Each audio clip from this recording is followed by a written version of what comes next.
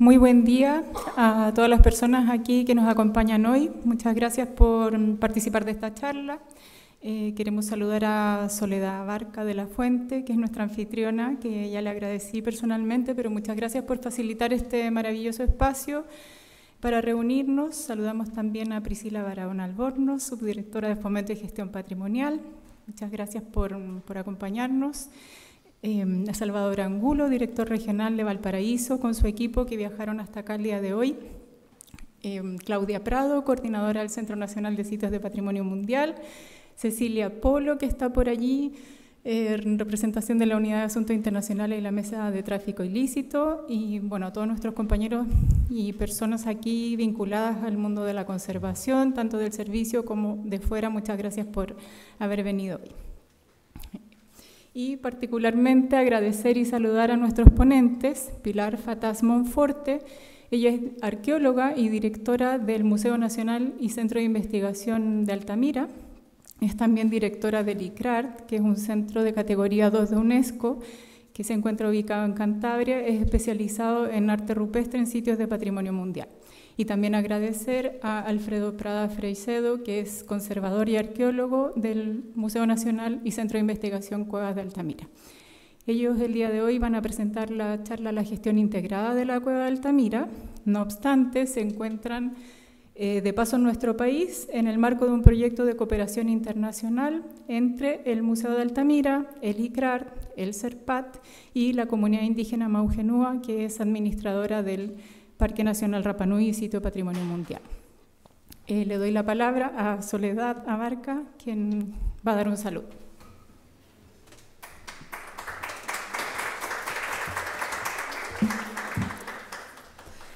Muchas gracias.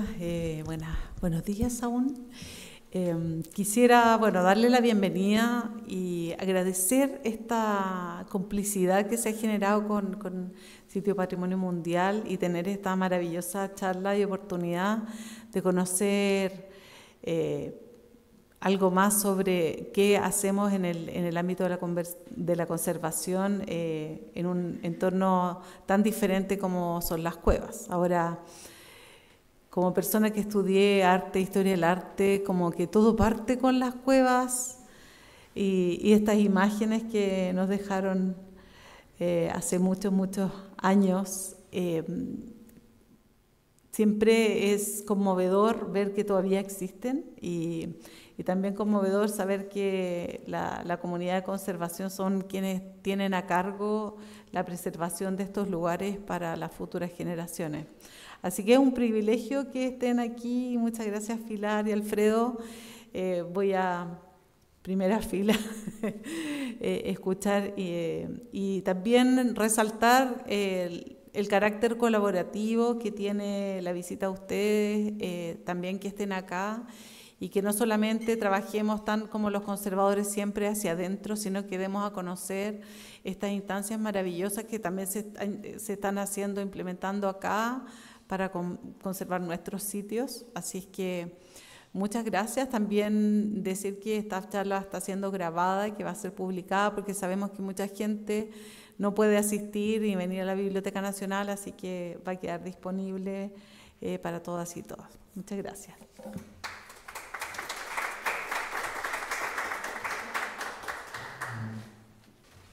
Bueno, pues muy buenos días a todas y a todos los asistentes. Yo, en primer lugar, quería dar las gracias también por la invitación a compartir un poco la experiencia del Museo de Altamira, la oportunidad que nos ha brindado, en particular, Pilar Matute, con la que llevamos ya unos meses de relación y con ella es con la que hemos cristalizado esta cooperación tan interesante con la comunidad Maujenúa, Patrimonio Mundial de Chile, y el Museo de Altamira e ICRAR, para intentar compartir nuestro conocimiento sobre cuestiones, sobre todo de conservación de arte rupestre.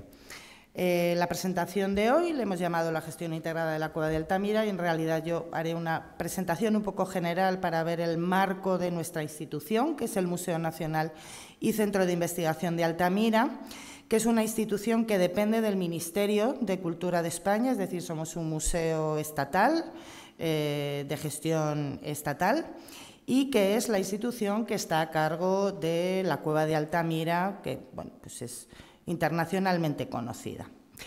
Empezamos pues por ubicar, aunque yo creo que todo el mundo más o menos sabe, la Cueva de Altamira es una cueva con arte rupestre paleolítico que se encuentra en la localidad de Santillana del Mar, en una región del norte de España llamada Cantabria. Bueno, la Cueva de Altamira es un sitio impresionante de arte rupestre, pero su fama se debe no solo a la calidad de su arte rupestre, sino a ser el primer sitio donde se descubrió el arte rupestre paleolítico europeo. Es decir, en un momento en que la arqueología prácticamente era incipiente y además bueno, pues lo que se iba buscando eran los restos de la cultura material de las personas del Paleolítico. Un aficionado, podemos decir, que era Marcelino Sáenz de Sautuola, muy cerquita, vivía en un prado, en un sitio, en una casa muy cerquita de un prado que se llamaba Altamira, y buscando precisamente objetos arqueológicos, pues un día se descubrió el magnífico arte rupestre de la Cueva de Altamira. Y fue el primero que se atrevió a decir que esas representaciones gráficas en las paredes y en los techos de la cueva eran de la misma época que los propios objetos arqueológicos. Por eso, pues él dice que de todo ello se deduce que esas cuevas que se han mencionado pertenecen sin género alguno de duda a la época designada con el nombre de Paleolítica. Además, es el primero que asigna también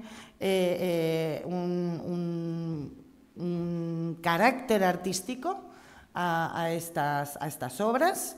Dice, su autor no carecía de instinto artístico. Bueno, a partir de ahí hubo una gran polémica en la que se negó la autenticidad de estas pinturas. No vamos a entrar en ello porque sería muy largo. Hasta que en 1902, es decir, el descubrimiento fue en 1879, y en 1902 es cuando, encontrándose otras cuevas con arte rupestre en nuestro país vecino, en Francia, se admitió la antigüedad y, por tanto, la autenticidad de la Cueva de Altamira, y por eso podemos decir que Altamira es el primer lugar donde se descubrió este arte rupestre, y de hecho es uno de los valores que en nuestra Declaración de Valor Universal Excepcional como Patrimonio Mundial se menciona, es decir, el ser el primer sitio donde se designa. Bueno, cuando nosotros hablamos de la Cueva de Altamira, hablamos de personas, hablamos de paisaje, todo ello en época paleolítica, en un periodo que podríamos enmarcar entre hace unos 40.000 años y hace unos 11.000 años, pero también hablamos de cultura material y hablamos de arte en este momento. Quería repasar brevemente pues, algunas de las características del arte rupestre paleolítico que se reproducen y en grado de excelencia en la propia Cueva de Altamira. Los temas del arte paleolítico, pues hablaríamos básicamente de esos tres conjuntos. En primer lugar, y los más numerosos son los animales, bisontes, caballos, ciervos, ciervas, cabras, todos ellos representados de una manera naturalista, es decir, podemos verlos en distintas posiciones, incluso podemos descubrir comportamientos, podemos distinguir entre machos, hembras, ejemplares jóvenes, ejemplares más adultos, realizados, por tanto, de una manera muy naturalista. En cambio, la segunda categoría de temas que encontramos es lo que llamamos los signos, que en realidad son formas abstractas. Son formas abstractas, pero no son formas libres, digamos. Es decir, las encontramos estereotipadas. De hecho, los arqueólogos pues, les hemos dado una serie de nombres según los tipos, y estos pues, se repiten no solo a lo largo de la Cueva de Altamira, sino en otras cuevas con arte paleolítico de todo el norte de España e incluso el sur de Francia. Es decir, que encontramos signos similares con similares formas en cuevas que se encuentran a cientos de kilómetros. Eso significa que para nosotros son abstractos, pero obviamente para ellos no, es decir, tenían un significado, lo que pasa es que no tenemos el código para descifrarlo. Y finalmente, la tercera categoría sería la representación humana, y en el caso de la representación humana lo que podemos encontrar son varias tipologías. Por una parte, representar la parte por el todo, es decir, las manos fundamentalmente. Hay que tener en cuenta que las manos es una representación universal en el tiempo y en el espacio. Yo creo que en todos los rincones del mundo, cuando hemos comenzado nuestro pensamiento simbólico, uno de los gestos ha sido plasmar nuestras manos. En el caso de Altamira no se encuentran vulvas, pero sí que en el arte rupestre paleolítico también. Otra parte por el todo para representar a la mujer serían las vulvas. Y luego la segunda categoría serían los antropomorfos, es decir, esos seres que mezclan caracteres animales y caracteres humanos. Es el caso de estas dos que tenemos aquí. Una serían pues las máscaras, como sería esta, que son simplemente unos salientes de la roca, donde simplemente se ponen unas marcas con carbón vegetal, los ojos, la boca, quizás la nariz, incluso las cejas, y le está dando vida a la roca con esas caras que podrían ser de un ser humano o podrían ser de un ser animal.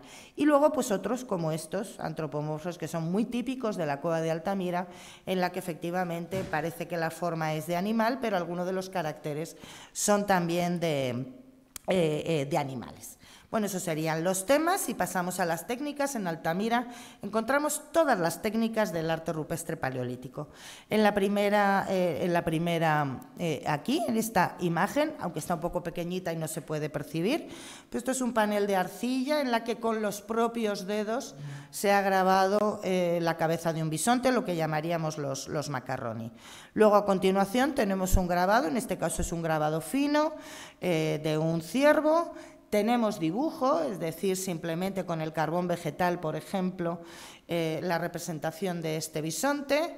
Tenemos ese mismo dibujo, pero incluyendo ya difuminado, como es el caso de estas dos figuras, en la que el difuminado del carbón es lo que le da la volumetría a los animales.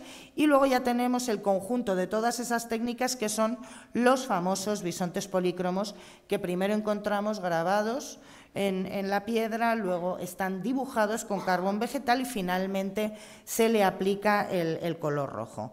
Ahí podríamos hablar pues durante un buen rato de las características artísticas, ¿no?, que hacen pensar que quien realizó este conjunto de los polícromos era pues un artista o un artista magistral. Pues cómo deja esos espacios, esa reserva de color entre las partes anatómicas, cómo dibuja, por ejemplo, el detalle de las pezuñas y sobre todo, pues una de sus características fundamentales es cómo incorpora el propio soporte a la obra, a la representación. Es decir, las fisuras, las grietas forman parte de la obra y fundamentalmente los volúmenes. Aquí podemos ver pues este techo de los polícromos, lo más conocido, que tiene esos abultamientos naturales. Entonces, esta persona lo primero que debió hacer es observar bien esos volúmenes y una vez que los observó, pensó cómo representar, en qué posición representar al animal para que coincidiera exactamente con esos volúmenes, de manera que tenemos verdaderamente representaciones en 3D de estas figuras polícromas. Este sería un muy buen ejemplo. Y si hablamos finalmente de la materia prima que se utilizaba, pues en Altamira únicamente se utilizan pigmentos naturales como materia prima, los óxidos de hierro con diferentes tonalidades, más rojizas, más parduzcas, limonita incluso para amarillos, para esos colores terrosos, y luego el carbón vegetal. Bueno, el óxido de hierro se machacaría en polvo, se mezclaría con agua, es el único aglutinante del que tenemos conocimiento y con eso ya se aplicaría directamente sobre la roca. Y luego el carbón vegetal para los colores negros, esto es ya directamente como lápiz. Luego también decir que en la cueva de Altamira se encontró el primer aerógrafo. Se identificó el primer aerógrafo, que son estos tubitos de hueso de ave, tubitos, por lo tanto, huecos en su interior, y que encontramos restos de la pintura roja, lo que nos hace pensar que fueron utilizados para soblar pintura a partir de ellos. El último pantallazo ya sobre las características del arte de Altamira sería la cronología, para que seamos conscientes de que estamos hablando de más de 20.000 años de arte en un espacio de 150 metros cuadrados. Es decir, no hay ninguna pinacoteca en el mundo que tenga este arco cronológico tan increíble como tenemos en este espacio de la cueva de Altamira. Ese primer signo que tendría en torno a 36.000 años, luego una fase de conjunto de caballos en color rojo y también de manos y algunas otras figuras de en torno a 22.000 años. El más famoso conjunto, que es el de las figuras polícromas, de hace unos 17.000 años, y esos últimos bisontes pintados solo en negro y difuminado, que tendría unos 15.000 años. Y por fin, pues hablar de interpretación en nuestro caso es siempre tener interrogantes. Solo podemos decir con certeza que el arte rupestre lo que querían representar y transmitir era pues, un medio de comunicación, una forma de comunicarse, de transmitir ideas, de transmitir pensamientos, lo que era importante para la comunidad, pero como decía antes, pues no tenemos el código para descifrarlo. Hay muchos elementos analizados científicamente que nos permiten desechar teorías, ¿no?, que han sido habituales, como que representación de su entorno, sí, pero no solo. La magia simpática, ¿no?, como para propiciar la caza, no, porque el registro arqueológico de animales consumidos frente a lo representado no concuerda, es decir, pero también esto podría ser una charla en sí misma. Si empezamos ya con un poco a hablar de la gestión de la cueva de Altamira, como decía antes, la cueva se descubre en 1879. Este primer periodo de un siglo, pues decimos que es un siglo de decisiones desacertadas para la conservación de la cueva. Pero es necesario conocer su historia para entender la situación de fragilidad en la que hoy se encuentra la cueva. Recién la cueva descubierta, cuando se descubre, se detecta la fragilidad de la cueva en sí misma, es decir, de su geología. Vemos aquí pues este caos de bloques, ¿no?, que es un poco como encontraría Sautuola la cueva al entrar. Es una cueva vieja, geológicamente hablando, y por lo tanto ya en ese momento había muchos desplomes y por lo tanto inestable geológicamente hablando, pero también muy frágil su arte, pues por la composición, ya hemos dicho, solo pigmentos naturales mezclados con agua y colocados, pintados sobre un techo, y la ejecución, ¿no? Y el hecho de que esté en un techo, es decir, frágiles son las que están en pared y frágiles son las que están en techo, pero por el efecto de la gravedad, claramente más frágiles incluso las que se ubican en el techo. Todos esos procesos que se fueron acelerando tras el descubrimiento, urbanizándose el interior de la cueva para hacer la visita más cómoda a todos los visitantes, y luego visitas masivas. Se llegaron casi a 200.000 visitantes al año en el interior de la cueva. Todo eso termina en 1979, es decir, justamente 100 años después de su descubrimiento, cuando hay una alerta por el deterioro que está produciéndose en el arte de la cueva de Altamira, y el Ministerio de Cultura es quien toma cartas en el asunto y asume la propiedad de la cueva, que hasta ese momento era gestionada por la municipalidad, por el Ayuntamiento de Santillana del Mar.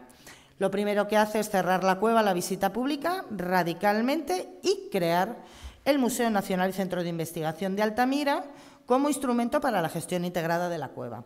Desde este momento, desde 1979, el Museo de Altamira se encarga de la conservación, de la investigación, de la documentación, la educación y la comunicación, es decir, la gestión de todas las acciones en torno a la cueva de Altamira.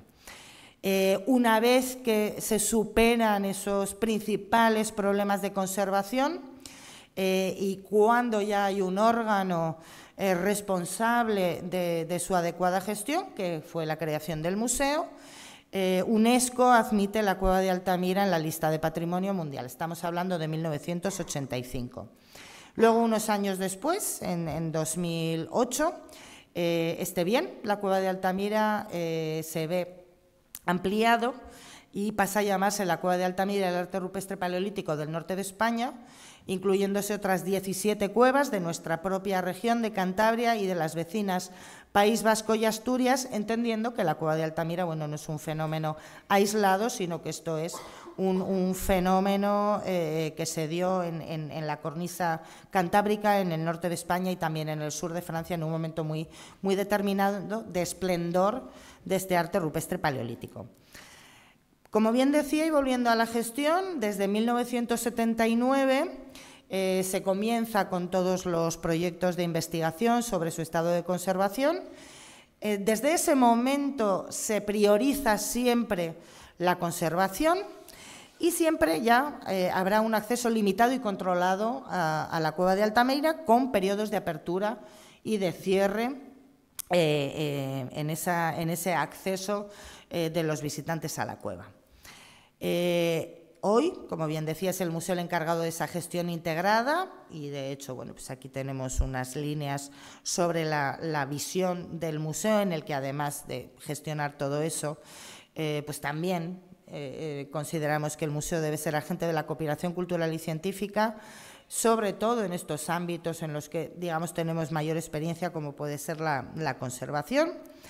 Y pues el concepto de gestión integrada, que sí he querido poner aquí como en resumen, actuar en toda esa cadena de valor del bien patrimonial, según la definición de la Carta de ICOMOS España para la gestión integrada del arte rupestre prehistórico y sus paisajes, que, bueno, pues yo le recomiendo, se puede consultar en la página web, que es, bueno, pues muy interesante para todos aquellos que nos dedicamos a gestionar arte rupestre.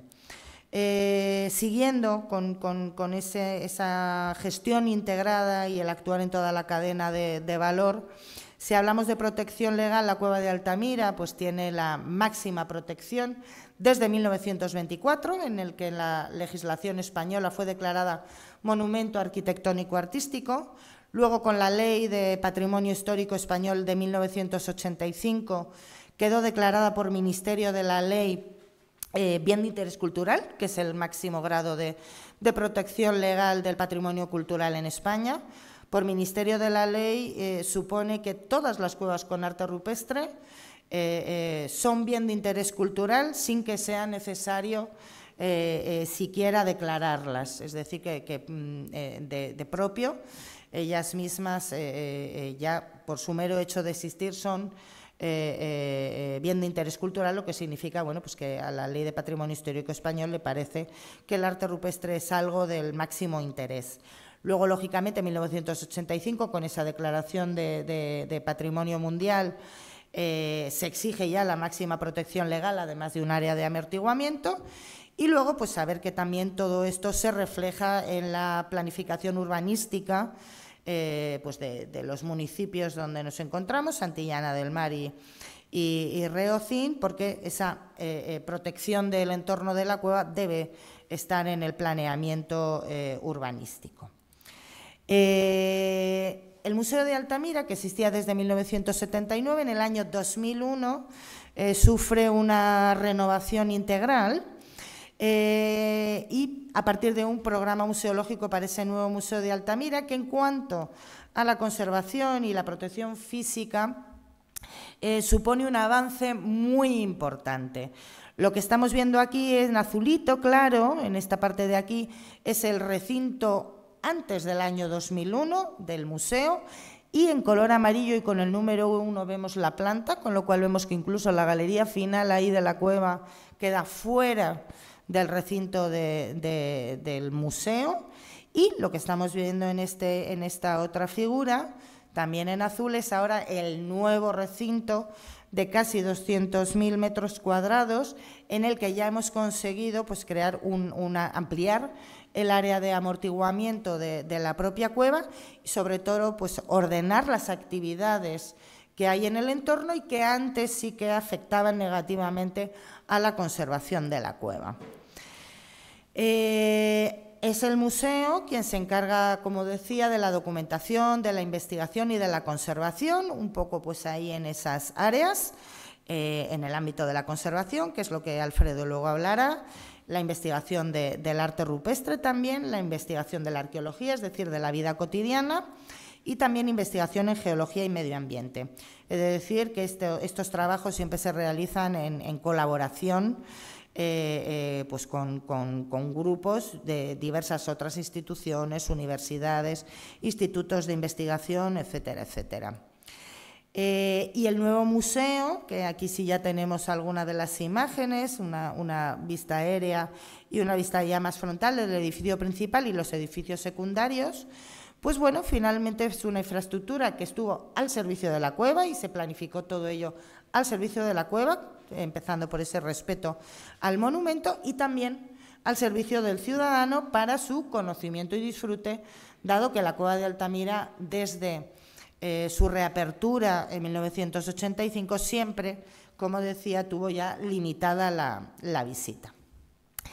El nuevo Museo de Altamira, su exposición permanente, incluye una sala muy especial, que es la que llamamos la Neocueva, que es la reproducción de la cueva de Altamira, desde su gran boca de entrada hasta la sala de polícromos.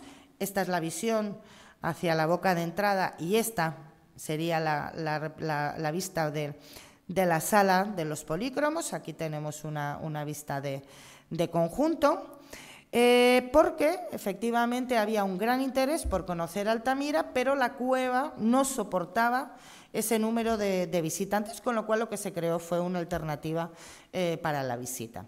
La Neocueva tiene algunos valores adicionales, por ejemplo, reconstruye la Altamira paleolítica y no cómo ha llegado el monumento hasta nosotros, porque como luego Alfredo también explicará brevemente, hubo una gran transformación de la arquitectura cavernaria, pues precisamente para dar estabilidad a la cueva, y eso hemos sido capaces en la reproducción de eliminarlo, con lo cual reproducimos cómo era la cueva cuando esta fue habitada y pintada, por lo tanto esto es un valor adicional a lo que es la visita a la propia cueva. Luego, como estamos en una reproducción, pues podemos socializar el conocimiento integral de Altamira, no solo que se vea su arte, sino también dar muestras de la vida cotidiana o incluso recursos museográficos en torno al trabajo arqueológico para explicarle a nuestros visitantes pues cómo los arqueólogos somos capaces de reconstruir la vida del pasado a través de lo que recogemos en las excavaciones arqueológicas, ¿no?, de lo que encontramos en el sedimento. Y luego pues también permite conocer más arte, porque de hecho se han reproducido algunas salas que normalmente, habitualmente no eran visitables. Esta sala de la Neocueva se enmarca en una exposición que se llama Los tiempos de Altamira, que lo que intenta es pues enmarcar, poner Altamira en su contexto cronocultural y responder a unas preguntas muy básicas a aquellos que vienen con inquietudes: quiénes eran esas personas que vivieron y que pintaron Altamira, cuál era su forma de vida, cómo y por qué realizaban el arte, y todo esto en estas coordenadas geográficas y culturales que fue la comunidad cultural y artística del Paleolítico, que se extendió desde la península ibérica, desde el sur de la península ibérica hasta los Urales, prácticamente, por tanto, toda Europa, una cultura verdaderamente europea.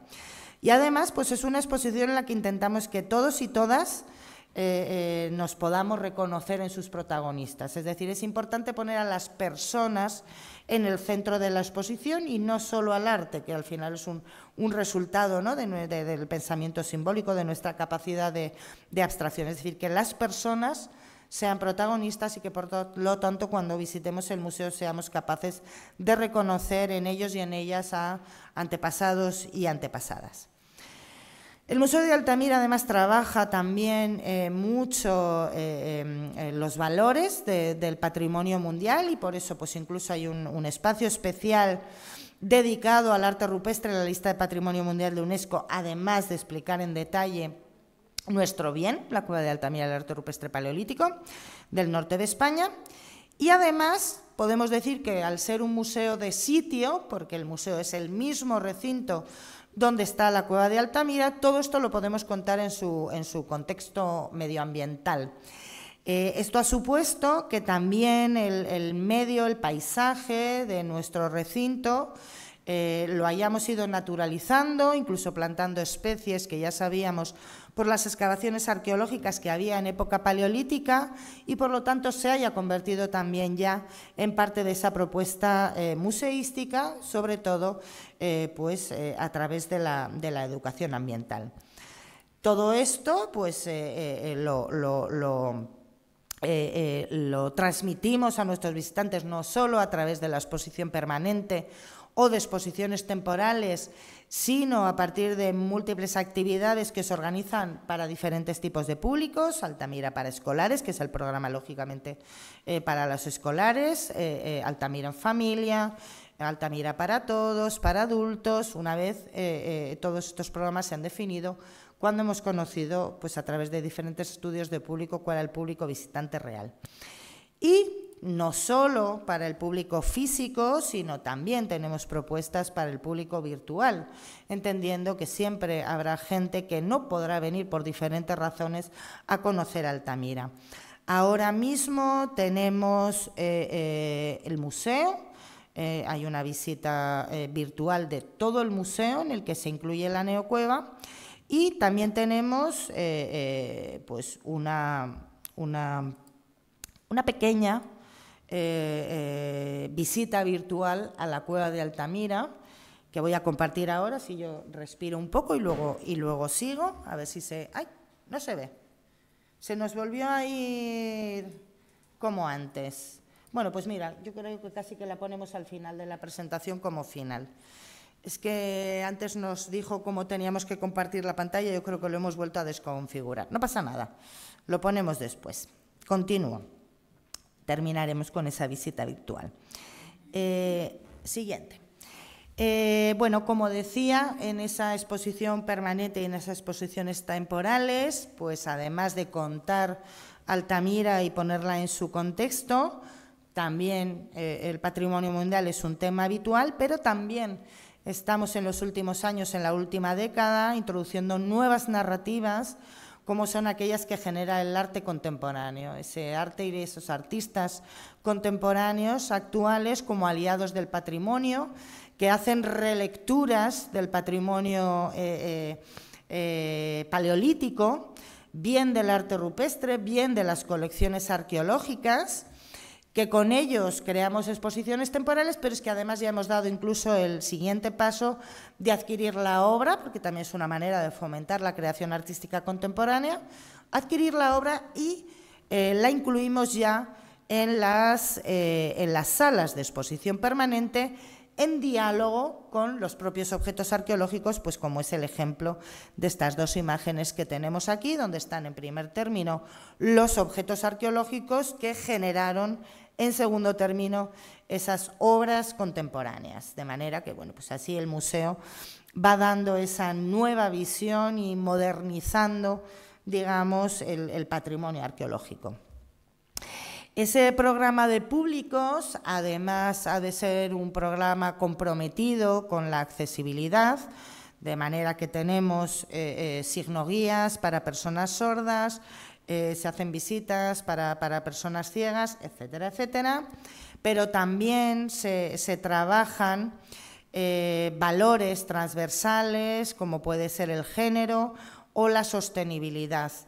Género y sostenibilidad verdaderamente son transversales a todo ello. Además de ello, pues hay acciones concretas para darles mayor relevancia, pero digamos que son valores transversales a toda la actividad del museo y sobre todo pues los objetivos de desarrollo sostenible y de la Agenda 2030. Y como bien decía antes, pues esos valores del sitio como patrimonio mundial, pero no solo hablamos de Altamira como patrimonio mundial, sino de lo que son los valores, ¿no? De lo que implica. Hemos hecho ya varias exposiciones temporales de sitios de arte rupestre patrimonio mundial, de otros sitios, pues como puede ser Drakensberg en Sudáfrica, o por ejemplo el arte rupestre de la India. Hemos hecho ya como 5 o 6 exposiciones en las que damos a conocer otros sitios con arte rupestre y luego, como bien mencionaba antes Pilar, bueno, pues también soy la directora científica de este International Center for Rock Art, el Centro Internacional de Arte Rupestre ICRART. Es un hombre cuya misión efectivamente es pues también poner en valor el arte rupestre que está en esta lista de Patrimonio Mundial. Digamos que confluyen en mí estos dos aspectos, pero son como dos instituciones separadas. Pero, por ejemplo, con ICRAR ahora sí que el año pasado organizamos en Santillana del Mar, en un espacio diferenciado del museo, esta exposición temporal en el que informamos sobre 51 sitios con arte rupestre en la lista de Patrimonio Mundial, incluyendo, por supuesto, Rapa Nui. Y luego, muy importante, nosotros somos un museo ubicado, museo de sitio, como decía antes, y por lo tanto ubicado en un enclave rural. Santillana del Mar es una pequeña localidad y es muy importante para nosotros que participe la comunidad del entorno en nuestra actividad y, de hecho, bueno, pues hemos desarrollado varias experiencias participativas, tanto con colegios, con la Escuela de Arte, por ejemplo. Ahora estamos trabajando también con el colectivo de mujeres de Santillana del Mar o el colectivo de guías turísticos, etcétera, etcétera.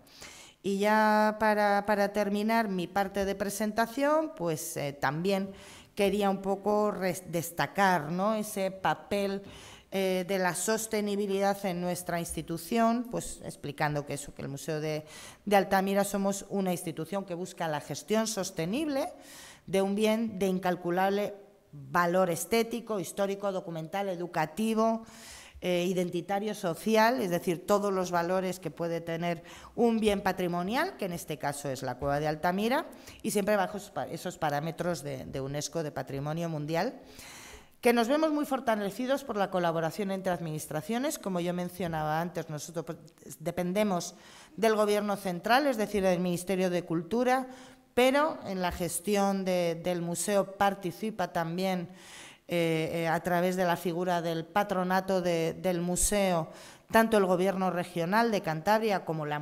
municipalidad, el Ayuntamiento de Santillana del Mar, que es imprescindible estar integrados en redes profesionales de competencias específicas y que trabajamos por crear alianzas con la comunidad más cercana para que sea una participación de la ciudadanía efectiva y no ficticia.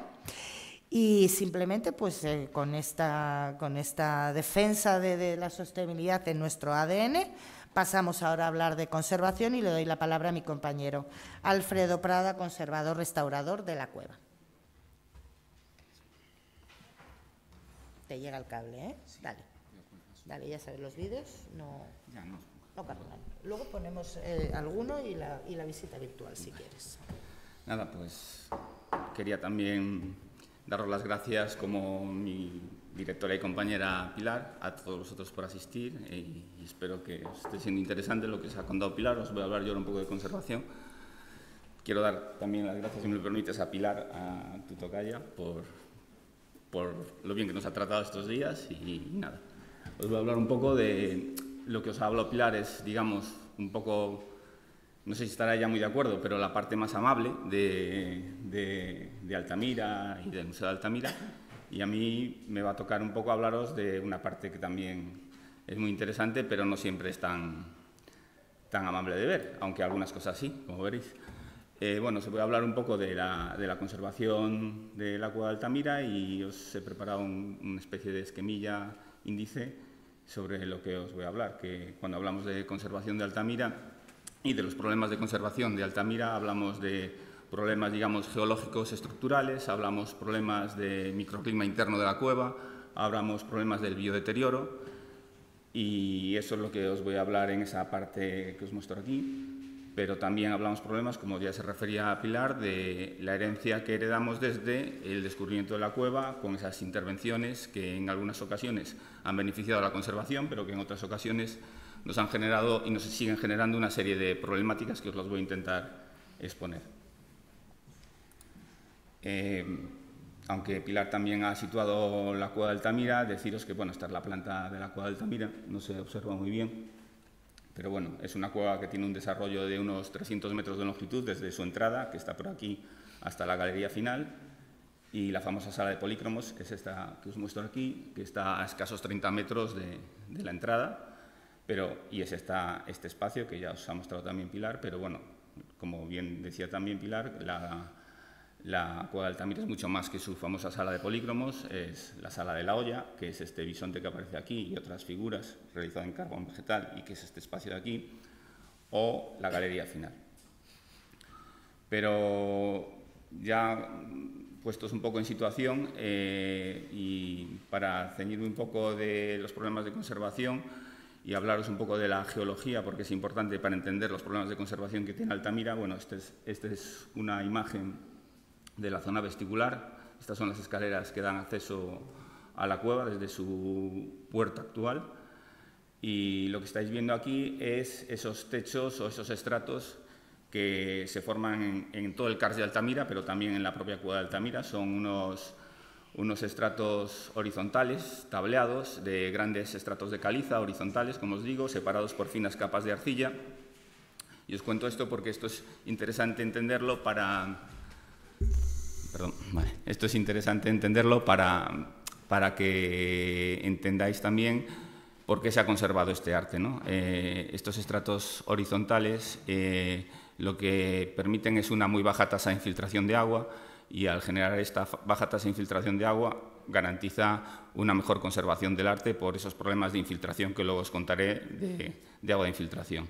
Aparte, como también ha comentado Pilar, hace unos 13.000 años se colapsó la boca de la cueva, y lo que generó es un aislamiento de la cueva del exterior y, por lo tanto, un microclima interno mucho más estable. Os muestro este esquema que veis aquí, a vuestra derecha, porque es evidente que los procesos de degradación del arte rupestre en Altamira y en otras cuevas han comenzado en el mismo momento de la creación del propio arte, en este caso de Altamira, pero que estos procesos de degradación, de alteración, han sido relativamente lentos. Con el colapso que os hablaba de la boca de entrada, estos procesos aún se hicieron como más lentos todavía y las condiciones de conservación mejoraron. Es con el descubrimiento cuando se reactivan estos procesos de degradación, y con las medidas que os voy a contar posteriormente con nuestro plan de conservación preventiva intentamos minimizar los efectos de esta alteración. Y para entender un poco los problemas de conservación de Altamira hay que hacer también un poco de historia de la conservación y ver esas intervenciones que os comentaba también Pilar. Todas estas, en este plano de la cueva, lo que veis en negro son muros artificiales que se levantaron en la década de los años 20-30 del siglo pasado. El primero de ellos fue este que os muestro aquí. Este es el acceso a la propia sala de polícromos, que tenía una función de estabilidad de esos grandes techos, ya que se generaban, como también os comentó Pilar, importantes colapsos, derrumbes, desprendimientos gravitacionales de techos, fundamentalmente en la zona vestibular, y lo que intentaba era esa función de sostén y, aparte, de aislar la sala de polícromos del exterior con el descubrimiento y, por lo tanto, también aislarla del resto de la cueva. Pero, sin duda, la intervención desde este punto de vista más radical ha sido este muro que veis aquí, en negro todo, este muro ciclópeo que rodea desde la zona vestibular hasta la propia sala de polícromos, aislando la sala de polícromos, generando un espacio mucho más reducido, mucho más pequeño. Y es fácil de entender que a un espacio mucho más reducido las dinámicas microambientales han variado y que los efectos de alteración pueden generar mayores problemas de degradación, ¿no? También se selló la gran grieta central que atraviesa el techo de la sala de polícromos de oeste a este con un mortero de cemento. Os estoy hablando de la década de los años 20-30 y nos está generando, como luego os mostraré, algunos problemas de infiltración de agua, ya que ese sellado de la grieta central está haciendo un efecto dique y nos está trasladando esas infiltraciones de agua a zonas perimetrales donde existe pintura. También, continuando con esta historia de la conservación, hablaros que en los años 50, os muestro aquí un pequeño texto que no lo voy a leer, pero Gonzalo Bringas es el arquitecto que intervino en esa época en la cueva de Altamira, y ante los problemas gravitacionales de desprendimiento de bloques que había en el vestíbulo, se decidió de manera preventiva ubicar un entibado de madera en el propio techo en la propia sala de Altamira. Aquí veis una imagen, veis aquí este entibado de madera ubicado y apoyado directamente sobre el techo. Hemos localizado o hemos intentado ubicar a través de los planos de Bringas los pilares donde se sustentaba o se apoyaba en este techo, y hemos detectado procesos o alteraciones en cuanto a pérdida de soporte en algunas zonas de ese contacto. Y ya para finalizar un poco de esta historia de la conservación, también remitirme a lo que comentaba Pilar, que en la década de los años 70 se producen las ya conocidas visitas masivas a la cueva de Altamira. Llegan a entrar más de 170.000 visitantes al año, y esto lo que generó, como podéis imaginar, es un aumento de la temperatura en la sala de polícromos, un descenso de la humedad relativa considerable, incluso estamos ahora en valores de casi 100% de humedad relativa, en esos momentos había valores del 70%, y unos altos índices de concentración de CO2. Luego os explicaré un poco cómo influye el CO2 en la conservación de las pinturas, pero es uno de los agentes de deterioro más importantes, ¿no? Bueno, todo esto lo que generó es una serie de afectaciones sobre la pintura. Aquí veis la gran cierva ubicada en el fondo del techo de la sala de polícromos, como se produjo una veladura en torno al cuello y la cabeza de esta cierva, generada por este impacto que os digo. Esto supuso, como también os comentaba Pilar, el cierre de la cueva en 1977. Con el cierre de la cueva se implementan una serie de estudios de conservación, entre ellos, también os lo ha comentado Pilar, pero uno de los más relevantes es el estudio de Eugenio Villar, donde establece un nuevo régimen de acceso a la cueva, en este caso ya en torno a 8.500 personas al año, y bajo su estudio, digamos que para él este régimen de visitas no comprometía la conservación del arte de la cueva, ya que estaba dentro de los umbrales limitantes de la propia cueva, del microclima de la propia cueva de Altamira. Esto, a posteriori hemos visto que no era realmente así, sino que eran unas expectativas, digamos, demasiado optimistas para lo que realmente necesitaba la cueva.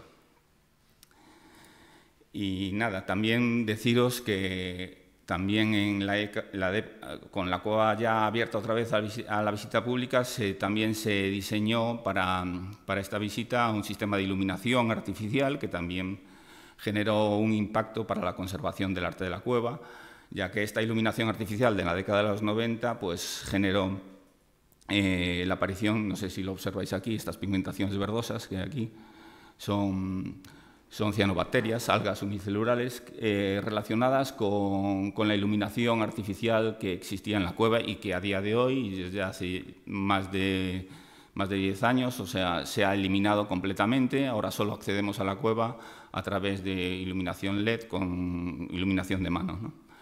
Estas pigmentaciones, a medida que fuimos eliminando la iluminación, han prácticamente desaparecido. Y también otro de los hitos desde el punto de vista de la conservación, y dentro del contexto que os comentaba Pilar también, se eliminó cualquier edificación en las proximidades de la cueva, entre ellas una estabulación ganadera como esta que veis aquí. La cueva está muy próxima a esta estabulación ganadera, y esto fue beneficioso evidentemente para la conservación, ya que la estabulación ganadera lo que generó es un fango orgánico. Ese fango orgánico, a través del agua de infiltración, dio lugar a lo que os mostramos aquí, ¿no? Son estas colonias de bacterias, de colonias de bacterias blancas, grises y amarillas. Aquí en este mapa veis cómo está la distribución, y a día de hoy, con los análisis que hacemos de agua, hemos observado como prácticamente los nitritos, que son lo que nos indica que el agua que infiltración que accede a la cueva está, en ese caso, si hubiera nitritos contaminada, han descendido prácticamente a cero. Esto ha redundado en la mejor conservación de la cueva, ya que estamos observando cómo las colonias de bacterias se mantienen estables cuando no se reducen, ¿no? Bueno, y después de esta pequeña introducción, o gran introducción, no sé si me he extendido demasiado, sobre la historia de la conservación, bueno, os pongo esto, seguramente muchas de vosotras y vosotros es obvio esto, ¿no? Pero bueno, os pongo la definición de la conservación y me sirve como introducción, pues porque por definición en conservación también entendemos como dos formas de intervenir en el patrimonio. Por un lado, un tratamiento, lo que entendemos como una conservación activa o incluso una restauración, que es esta parte de aquí, por el tratamiento, tratando la estructura interna alterada, pero lo que estamos intentando hacer y hacemos en Altamira es este segundo concepto, que es lo que denominamos conservación preventiva, intentando actuar no sobre el bien directamente, sino sobre su entorno para propiciar unas condiciones de conservación más beneficiosas. Y para ello, nuestra herramienta básica desde ya el año 2014 es nuestro plan de conservación preventiva. El plan de conservación preventiva surgió como una iniciativa del aquel entonces Ministerio de Cultura y Deporte, y dio lugar a un programa de investigación en el que trabajamos muchos profesionales, 54 profesionales de diferentes instituciones, de la Universidad de Cantabria, del Instituto de Patrimonio Español, del propio Museo de Altamira, bueno, diferentes instituciones, y todos estos profesionales nos dividimos en estos 5 grandes grupos de trabajo para este objetivo que os pongo aquí, establecer un diagnóstico preciso del estado de conservación de la cueva, identificar el impacto que la presencia nuestra, de los investigadores, de los visitantes, generamos en la conservación de la cueva y de sus pinturas. Os voy a explicar un poco, muy por encima, cómo elaboramos este plan de conservación preventiva, que, como os digo, continúa activo a día de hoy, y que para elaborarlo, bueno, nos centramos fundamentalmente en estos tres pasos que os pongo aquí, ¿no? Identificar los riesgos, es decir, a qué nos estamos enfrentando. Esto es un diagnóstico que hacemos en la cueva de Altamira, que hacemos en cualquier otra cueva, que hacemos en el patrimonio en general. Es decir, identificar los riesgos y luego definir las acciones para evitarlos, implantando los procedimientos de seguimiento y control. Para identificar esos riesgos, bueno, hicimos pues eso, un diagnóstico, identificar qué formas de deterioro están presentes a día de hoy en la cueva de Altamira, especialmente en la sala de polícromos, os pongo allí algunas.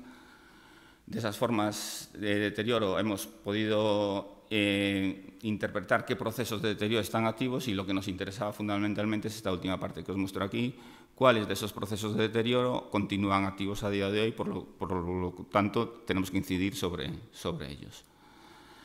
Ese plan de conservación preventiva y esa identificación de los riesgos nos ha llevado a la elaboración de una serie de fichas. Os pongo aquí la ficha de agua de infiltración.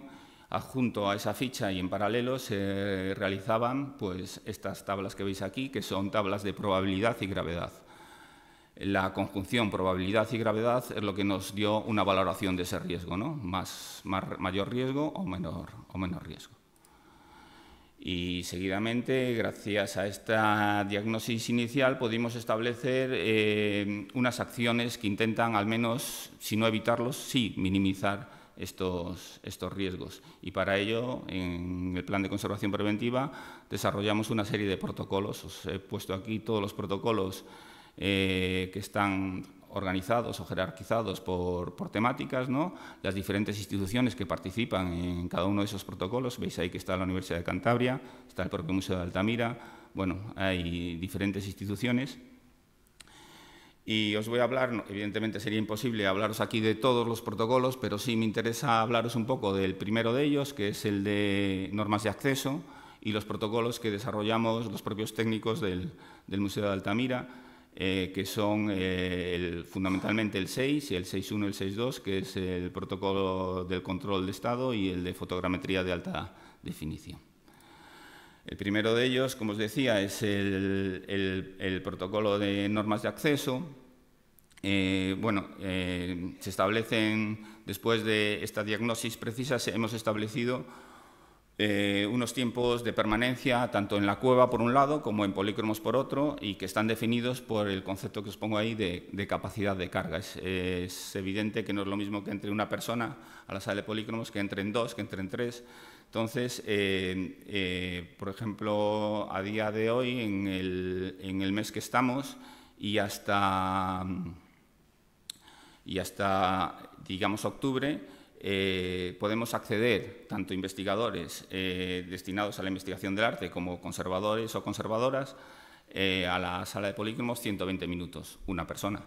Si, como nunca, evidentemente no es suficiente y nunca entramos una persona, esto se divide por 2, por 3, o 60 minutos o 30 minutos y así sucesivamente. También esto implica a las visitas públicas que se producen una vez a la semana, donde entran 5 personas acompañadas de 2 guías durante 37 minutos en toda la cueva, 8 de esos minutos en la propia sala de polícromos.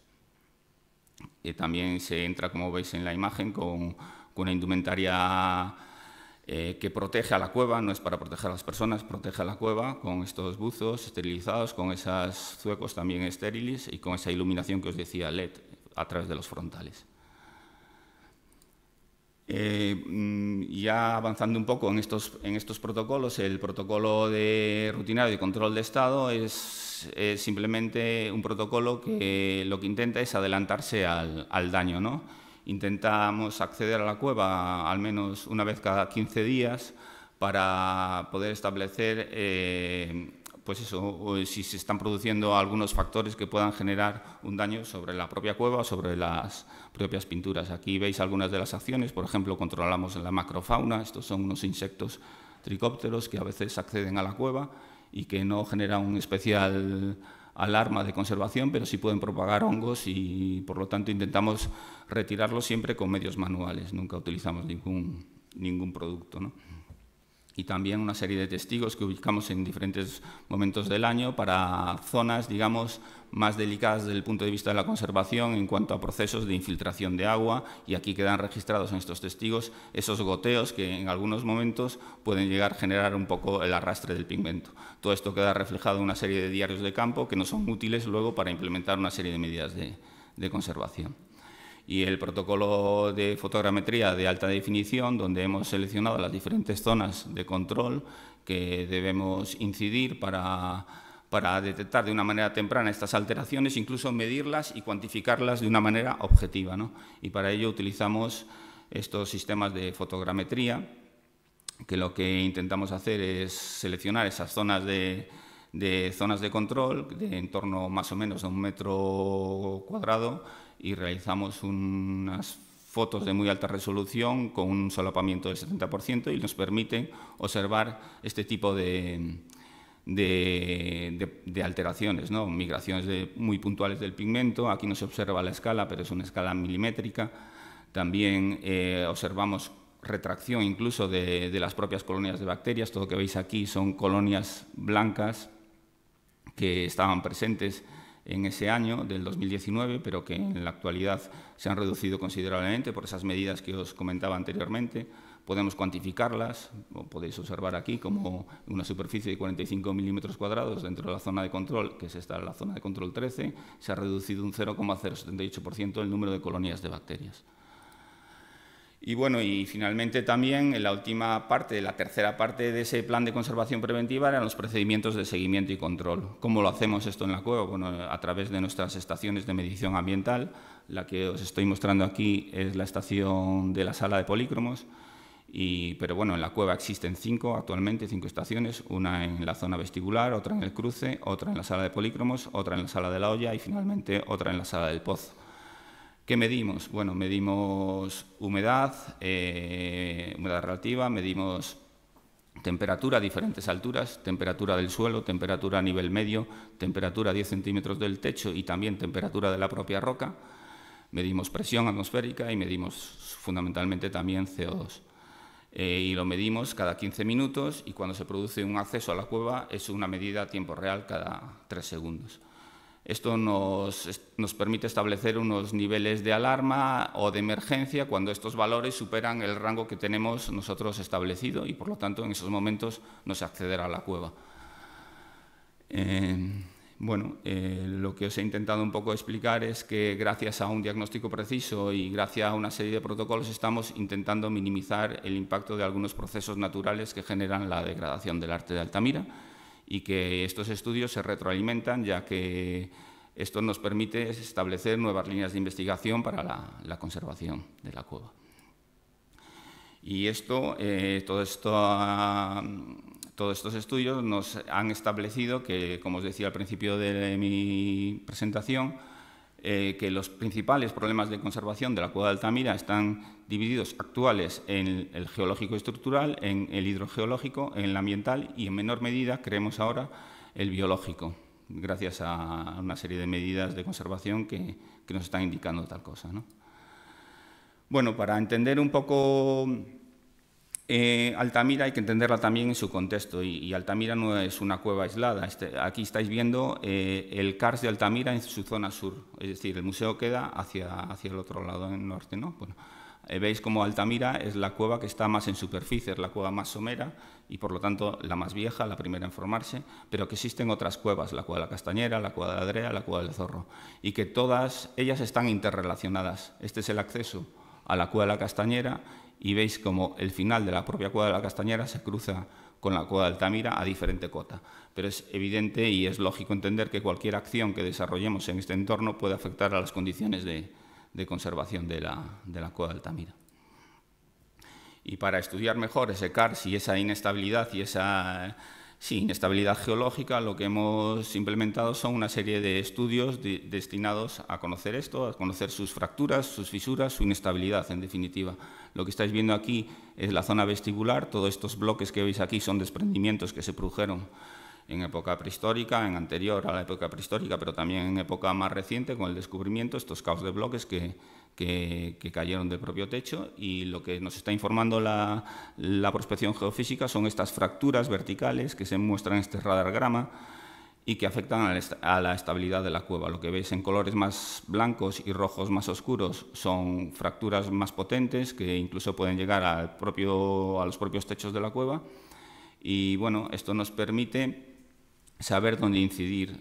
También lo realmente novedoso es que no solo hemos aplicado la antena de prospección geofísica desde el exterior hacia el interior, sino desde la propia cueva, desde el interior, en una, digamos, prospección geofísica inversa hacia el exterior. Por otro lado, también es importante desde el punto de vista geológico-estructural, como os digo, estos problemas de inestabilidad, monitorizar algunos lugares que ciertamente muestran mayor inestabilidad. Aquí lo que veis es el acceso a la sala de la olla y tenemos algunos sensores que nos dan una información de micras, tienen una resolución de 2,5 micras, y que están en contacto con algunas zonas de inestabilidad asociadas fundamentalmente a fracturas o a grietas, y que nos informan de esos movimientos de micras, y que con nuestras estaciones de medición ambiental ubicadas en el exterior de la cueva podemos relacionar el movimiento de micras, que veis aquí representados en esta gráfica en color oscuro, con las precipitaciones, que es lo que veis en color azul, ¿no? Y un momento de altas precipitaciones, torrenciales, viene seguido al día siguiente prácticamente de un movimiento de en torno a 30 micras en alguno de estos estratos. Por lo tanto, ya sabemos un poco más, sabemos cómo afecta la dinámica ambiental exterior de la cueva con la geología y con su estabilidad, ¿no? También la temperatura es otro de los factores importantes para la conservación de la cueva.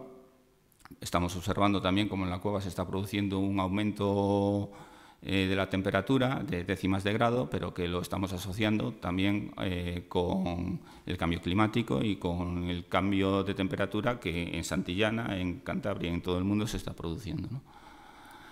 Bueno, y la temperatura es uno de los factores, el CO2 es otro de los factores. Aquí os he hecho una especie de resumen de que todo está interrelacionado, ¿no? El aumento de la temperatura genera cambios dimensionales en esas capas de arcilla que se dividen entre la roca soporte, la caliza y el propio pigmento, y genera esa falta de adhesión del pigmento que, además, incorporándolo con el CO2 es uno de los principales factores de alteración porque genera la microcorrosión de la roca soporte, y esa pérdida de adhesión del pigmento puede dar lugar a procesos de infiltración de agua y, a su vez, a al goteo puntual, muy puntual, pero a veces se produce del propio pigmento, ¿no?, asociado a estas gotas de agua.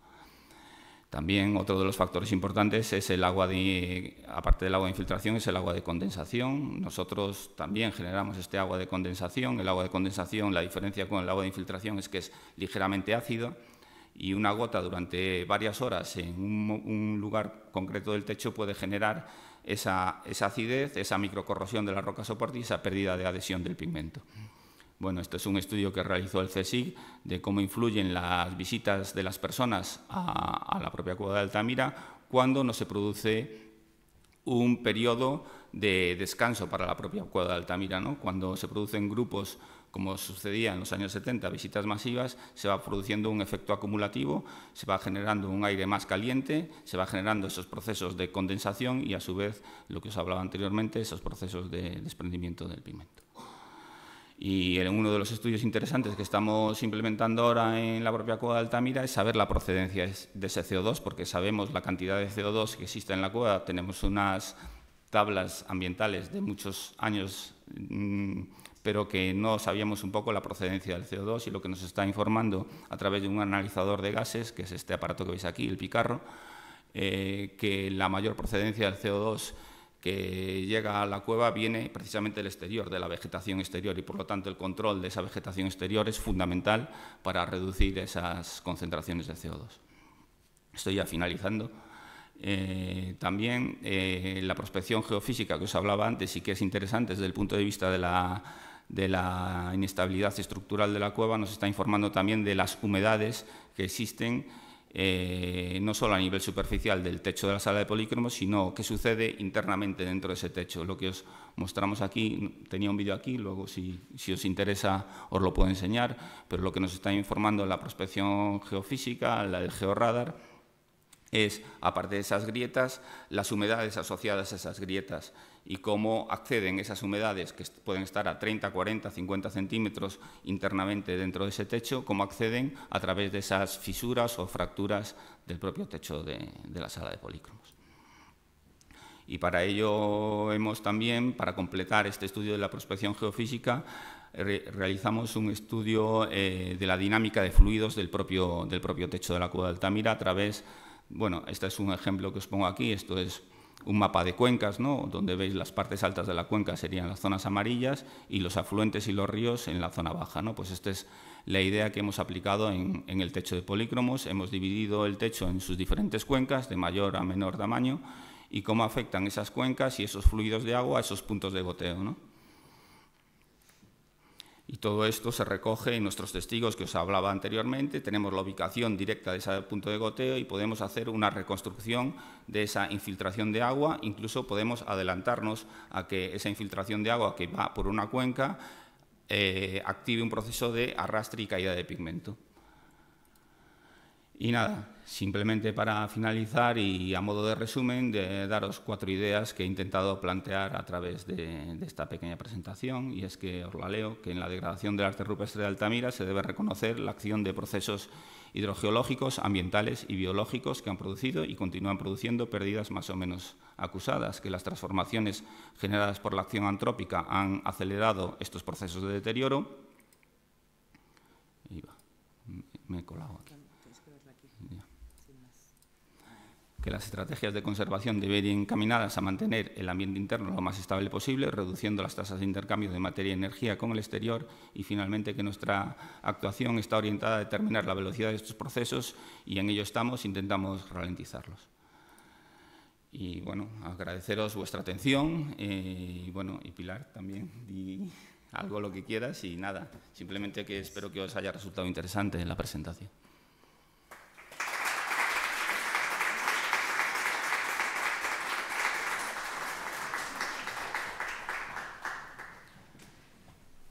Bueno, agradecer a nuestros colegas que nos vinieron a contar que uno puede pensar que el futuro de la conservación tiene altos y bajos, y que creo que ellos están en un momento súper como esperanzador para la gestión del patrimonio con todo lo que han hecho. Nosotros tenemos otro tipo de desafíos, siempre el arte rupestre es mucho más vulnerable, tiene otro tipo de problemáticas, pero se puede ver que en el fondo el trabajo consecutivo, la gestión que se ha hecho desde el Estado, la protección, las acciones de conservación, investigación, esto lo encontré tremendo que entren 5 personas, pero creo que de esas cosas y de esas decisiones vamos a poder tener Cuevas de Altamira para un rato más, ¿no? Así que muchas gracias a todos los que vinieron, los que viajaron, los que nos acompañaron, y los invito a un café para compartir y poder seguir conociéndonos. Muchas gracias. Preguntas.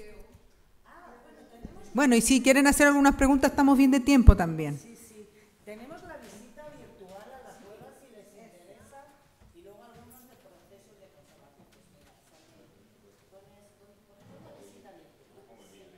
Directamente, a ver si se ve. ¿Dónde lo tienes? Ahí. Espera, que igual tengo que quitar la presentación. No, pero esto...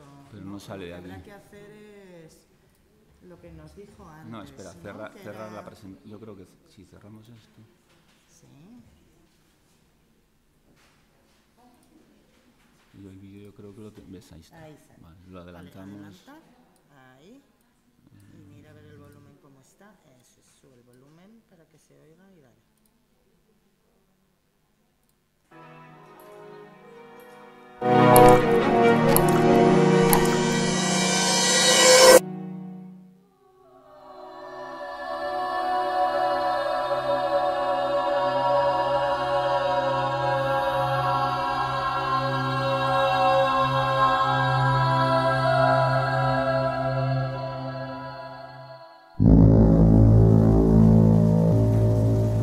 Hace 14.500 años, la costa cantábrica sufría los rigores de la última glaciación. El frío y la humedad eran las notas dominantes.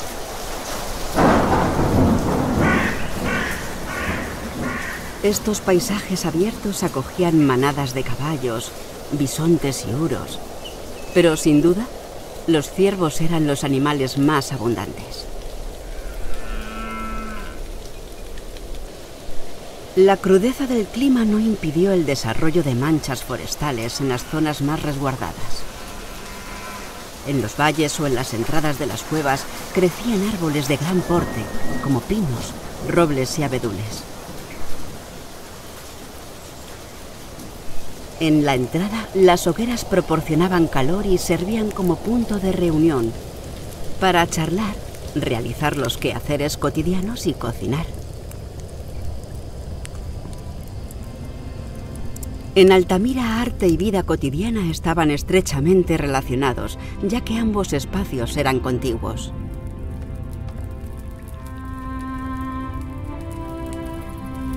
Descendiendo de una escarpada pendiente, entre enormes bloques de rocas desprendidos del techo de la cueva, se llegaba al espacio dedicado al arte. Allí, un techo sorprendente, en el que grandes relieves emergían de la roca, fue el lugar propicio para la creación plástica. Las primeras representaciones fueron realizadas muchos miles de años antes que los bisontes polícromos. Otras personas habían convertido aquel techo en un lienzo repleto de grandes caballos pintados en rojo, manos, signos y puntuaciones, formando un conjunto que debió ser espléndido.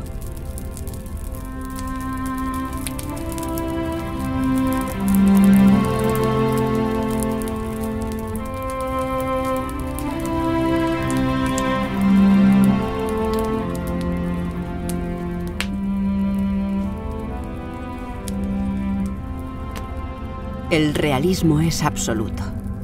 Los detalles corporales, la postura, dibujan la imagen fiel de un gran ciervo macho durante el periodo de celo, bramando.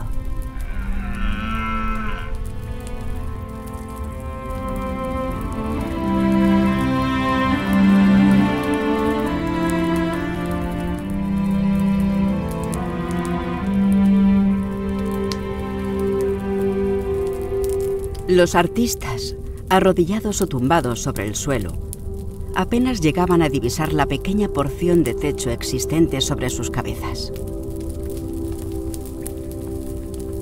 A pesar de ello, consiguieron encajar figuras de gran tamaño, realistas y de proporciones perfectas. Algunas incluso a tamaño natural, como la Gran Cierva, con sus 2,25 metros de longitud.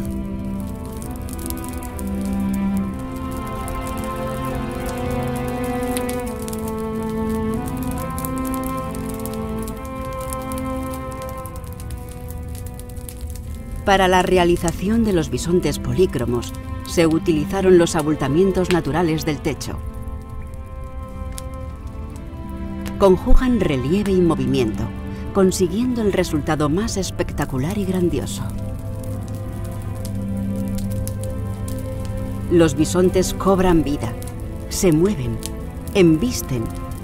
Todo parece sacado de una realidad, la de la propia vida, la de un entorno milenario en el que animales y personas guardaban un equilibrio sostenible.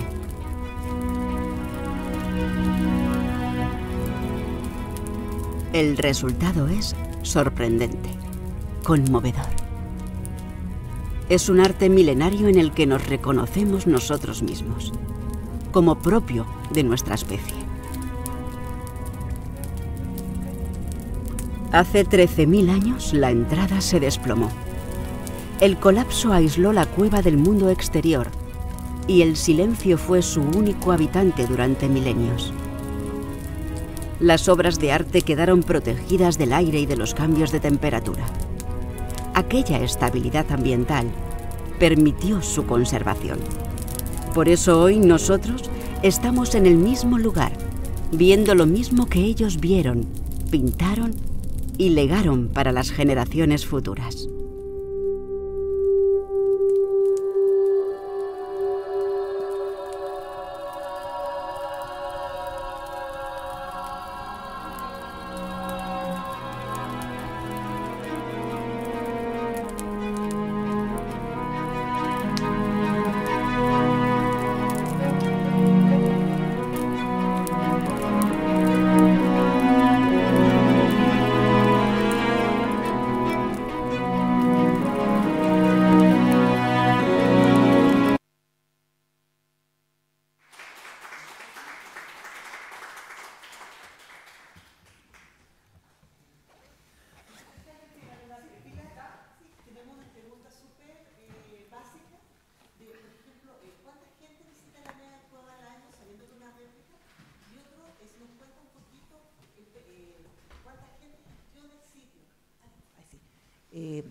Queríamos saber cuánta gente visita al año la Neocueva, sabiendo que ustedes comentan que la original la visitaban más de 200.000 personas en 1970, y también que nos cuenten el equipo para administrar este gran sitio, que les contábamos que acá en Chile no hay tantos sitios arqueológicos que estén siendo gestionados, son bien puntuales. Entonces, si nos cuentan un poquito más, se lo agradecemos mucho. Sí, claro, cómo no. Pues sí, mira, en 2024 el museo recibió 298.000 personas como visitantes, es decir, ahora mismo ya hemos superado las grandes cifras de visitas que tenía la cueva en los años 70 en la réplica en la Neocueva. Entonces, bueno, pues eso, 240 o 250 personas visitan la cueva anualmente, y entre 250.000 y 300.000 personas conocen Altamira a través de la réplica anualmente. Y esa es un poco la diferencia. Actualmente en la plantilla, empleados públicos trabajando para la cueva de Altamira, somos como 65 personas, de las cuales 25 somos técnicos y administradores, es decir, personal técnico y de administración, y el resto es personal de atención al público. Y luego, además a eso, sí que es verdad que hay que sumar todos aquellos contratos de servicios para, pues bueno, pues algunos de los servicios que no somos los empleados públicos quienes los prestamos, sino que son contratas que salen a licitación, como puede ser el mantenimiento del edificio, la seguridad del edificio, la limpieza, la jardinería, la tienda y la cafetería-restaurante. Entonces, los trabajadores de estos servicios externos, pero que están asignados de forma permanente, digamos, porque son subrogados al trabajo en Altamira, son otros 40, con lo cual, pues redondeando, estamos unas 100 personas trabajando para Altamira a diario.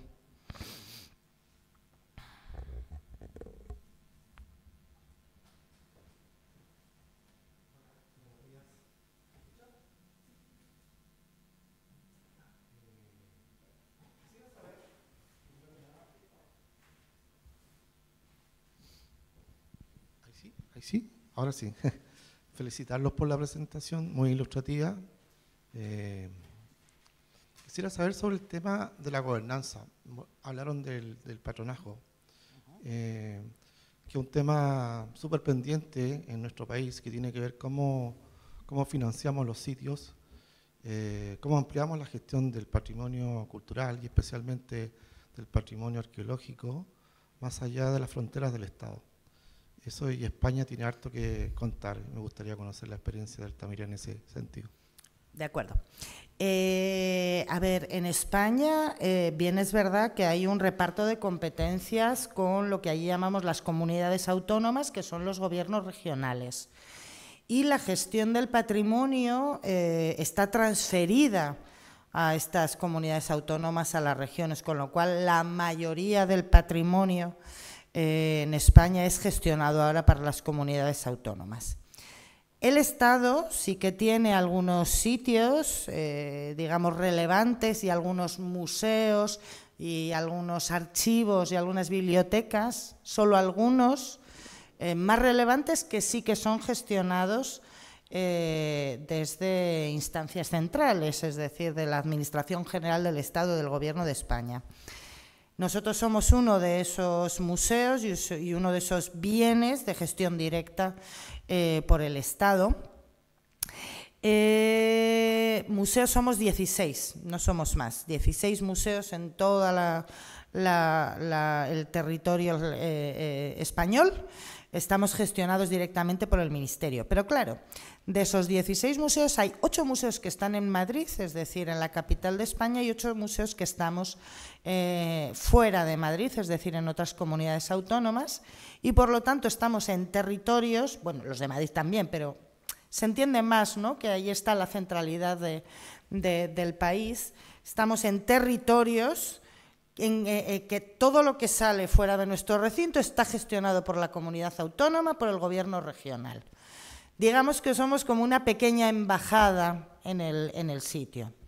Entonces, el modo que en Altamira se determinó resolver, digamos, pues esa situación un poco a veces contradictoria, porque hay permisos y cosas que hay que pedir a la comunidad autónoma y otras cosas vienen de Madrid, del Ministerio, fue la creación de este órgano de gestión, pero que tiene más bien un carácter consultivo e informativo, que es el patronato del Museo Nacional y Centro de Investigación de Altamira, que está compuesto por 20 miembros, en los que está integrado el Ministerio de Cultura, el Gobierno de Cantabria, sobre todo tanto desde la presidenta actualmente del Gobierno de Cantabria, pero también el consejero de Cultura, la directora general de Acción Cultural, etcétera, etcétera, el Ayuntamiento de Santillana del Mar, porque como bien hemos dicho al principio, la gestión era del Ayuntamiento de Santillana del Mar y es el municipio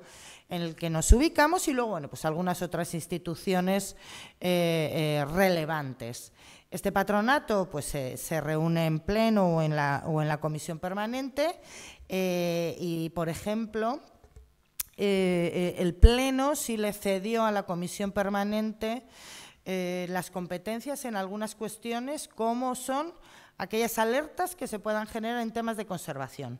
Porque claro, reunir el pleno del patronato, reunir a todas estas personas tan relevantes, desde el ministro de Cultura a la presidenta del Gobierno de Cantabria, pues a veces es harto difícil. Entonces hay una comisión permanente que puede tomar decisiones que haya que tomar, que estén relacionadas con la gestión de la cueva. Por ejemplo, un problema, una alerta de conservación que hubiera, esa comisión permanente en la que estamos integrados personas mucho más fáciles de reunir, somos 5 personas entre las que me incluyo y que podemos tomar ese tipo de decisiones.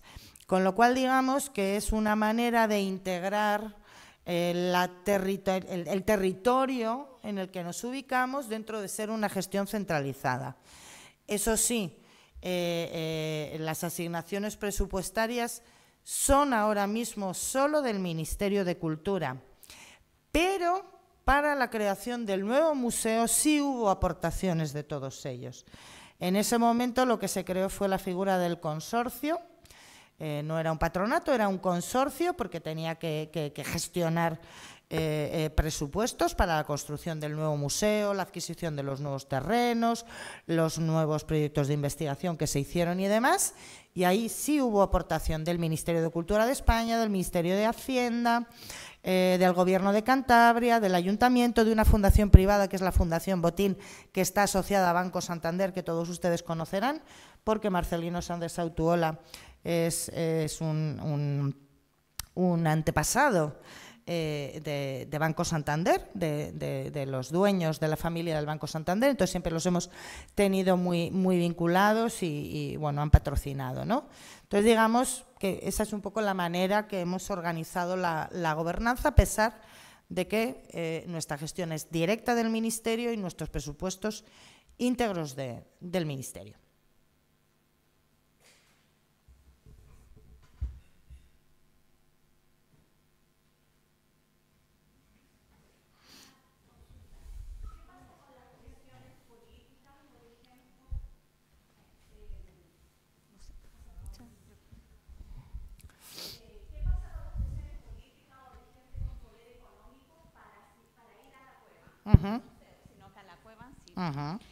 En caso, por ejemplo, estoy pensando que, porque ustedes tienen protocolos establecidos de cuántas personas pueden ir, cuánto rato, pero me imagino, no sé, estoy inventando, pero la presidenta de la Comunidad de Madrid, que quiere ir con su novio y hace una presión para asistir, o Amancio Ortega, no sé, alguien con poder económico, cualquier persona así. ¿Cuál es hay permiso? ¿No? ¿Cómo lidian con ese tipo de situaciones?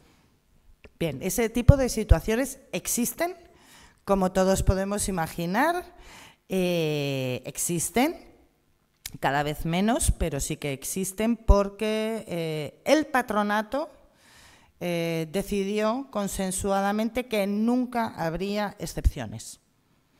Porque claro, ¿dónde tú pones el límite?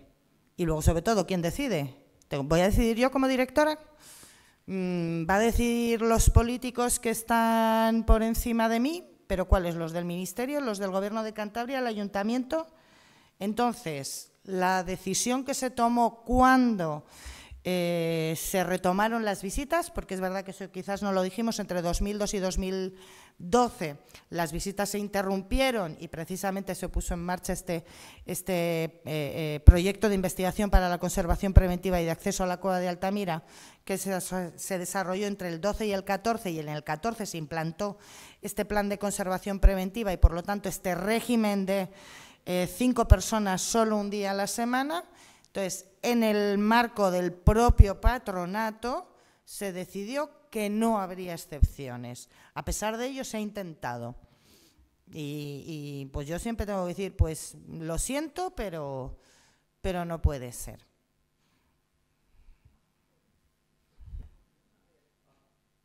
Avalado por el patronato, claro, no porque lo diga yo, sino que siempre la respuesta es que avalado por el patronato, donde están todas las administraciones representadas, se decidió que no habría excepciones.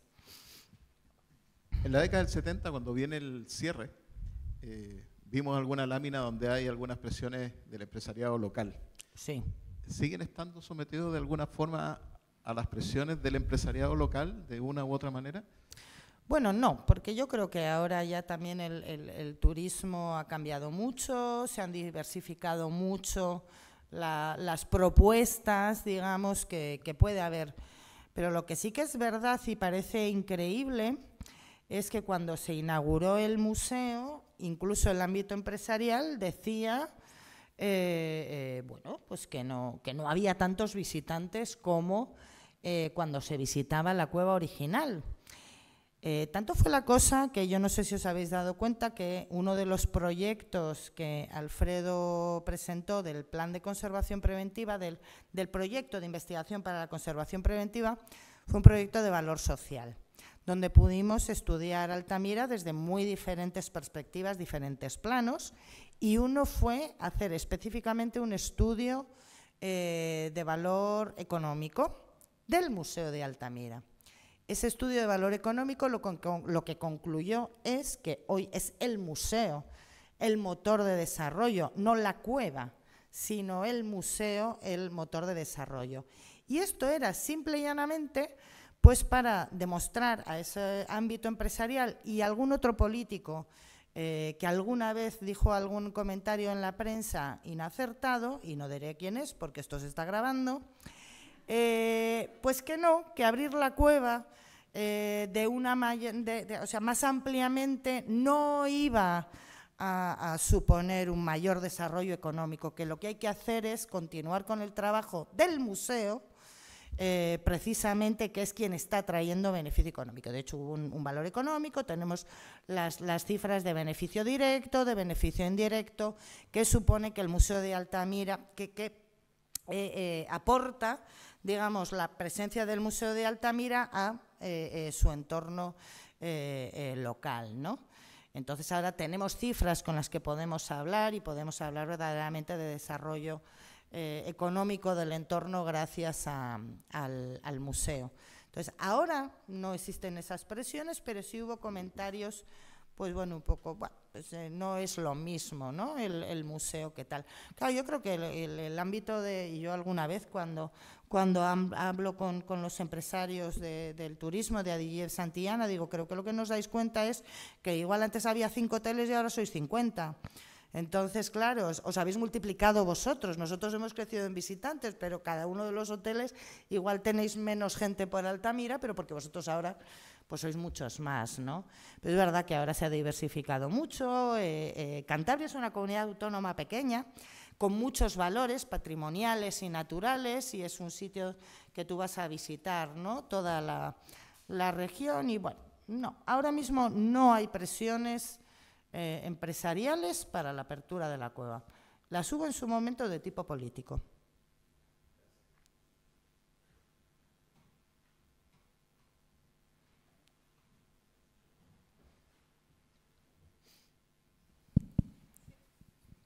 Gracias.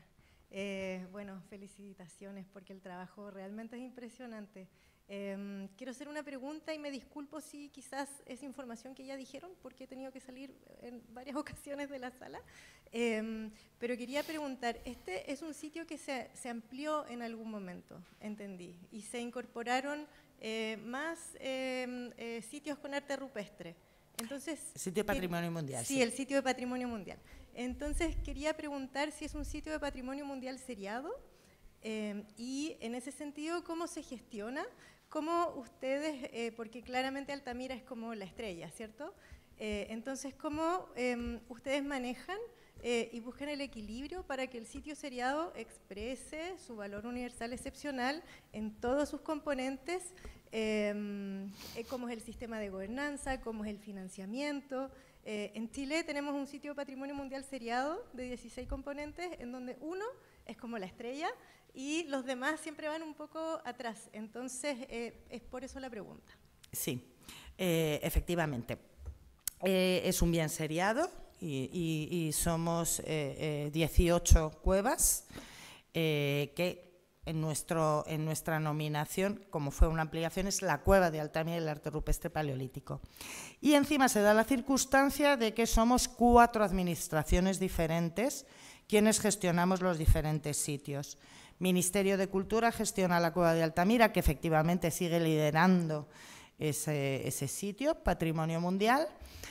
Gobierno de Cantabria, que es donde nosotros nos ubicamos, que tiene otras 9 cuevas con arte rupestre paleolítico que gestionan ellos directamente a través de su Dirección General de Patrimonio Histórico y Cultural, creo que se llama.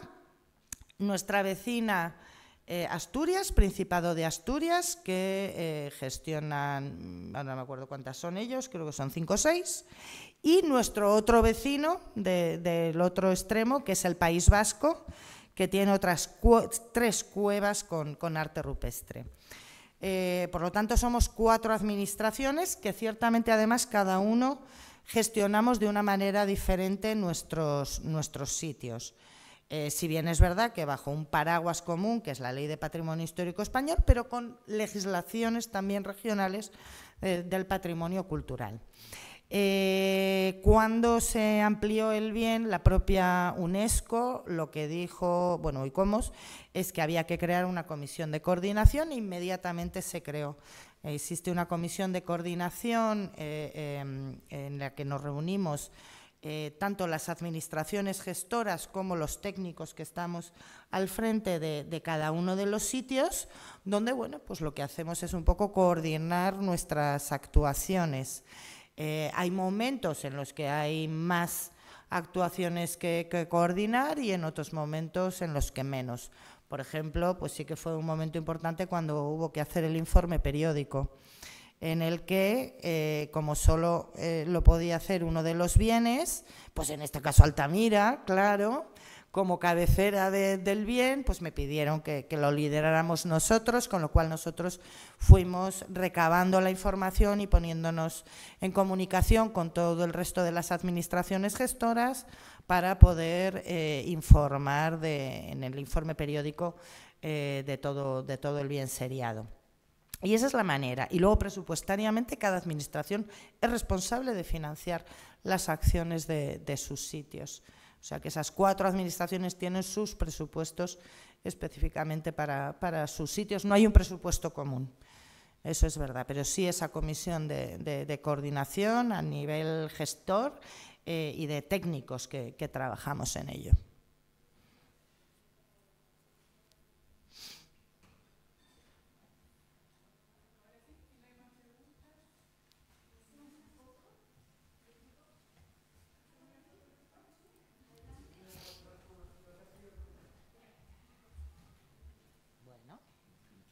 Pues ya está, ya podéis desenchufar esto.